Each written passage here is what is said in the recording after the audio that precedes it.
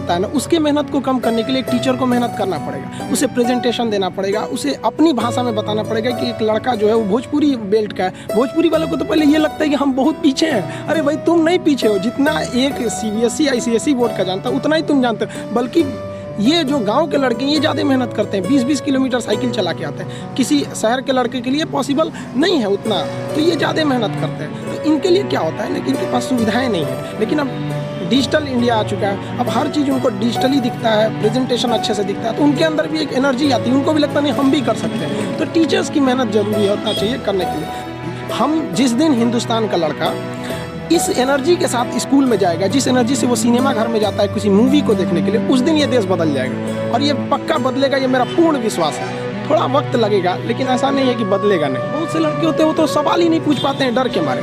ये नहीं होना चाहिए, क्योंकि वो टीचर को टीचर समझ रहा है। लेकिन अगर टीचर को जिस दिन वो दोस्त समझने लगेगा ना, वो सवाल पूछेगा। और अगर वो सवाल नहीं पूछ रहा है तो आप क्या कर रहे हैं? 130 करोड़ जनसंख्या में आप एक मानव संसाधन को खराब कर रहे हैं अपने विद्यालय में बैठा के। वो सवाल नहीं पूछा तो क्या करें?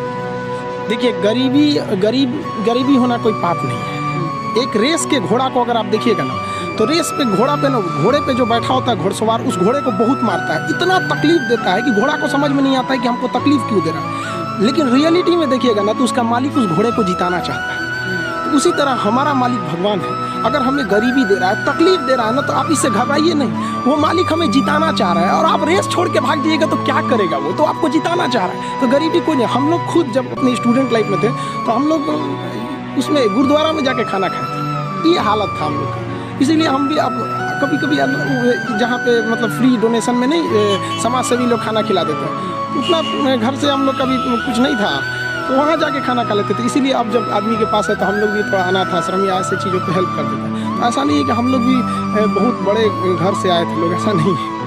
तो गरीबी कोई बाधा नहीं उत्पन्न